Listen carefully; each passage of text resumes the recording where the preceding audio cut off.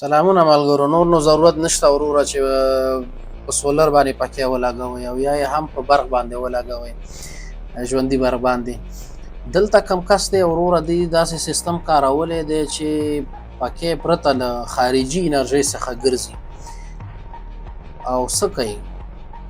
بیا یې در باندې وګورم نو دغه ربړونه یې وتړله، درې طرفه نه یې ربړونه ورسره وتړل او اوس یې لږ دغه ورکړه، ګریس دي که مبلین دي دا ورکړه ورته چې دا ربړونه هماغه کوم سټیل یې چې ورکړی کوم اوسپنه یې ورکړې د هغې سره کلک دغه نه شي، ونه نښلي او په اسانۍ سره تاو شي. ګوره دا ځینې ورته غوړ کړله، ښکاري درته.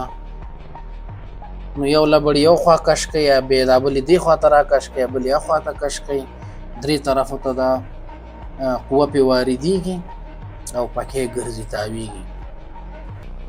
نو که دا شی واقعا هم کار کوي او په دې شکل نو په دې سره خو موږ ډېر زیات نور ماشینونه موتور یې ګرځولی شو، دا واټر پمپ چې اوبه راوباسي دا پرې ګرځولی شو. زه نه پوهېږم چې فیزیک د نظره به دا شی کار کوي که به نه کوي کار. نو که څوک د فیزیک مسلکي وي او فیزیکي کار یې د فیزیک سره وي، هغه دې ووایي چې آیا دا شی امکان لري چې په دغه طریقه باندې پرته له خارجي انرژۍ څخه یا خارجي قوې څخه دا پکې تاو شي. نو تاسې خپل نظر کمنټ کې حتما پرېږدئ او ویډیو درسره لایک او شیر کړئ. ښه وخت ښې چارې.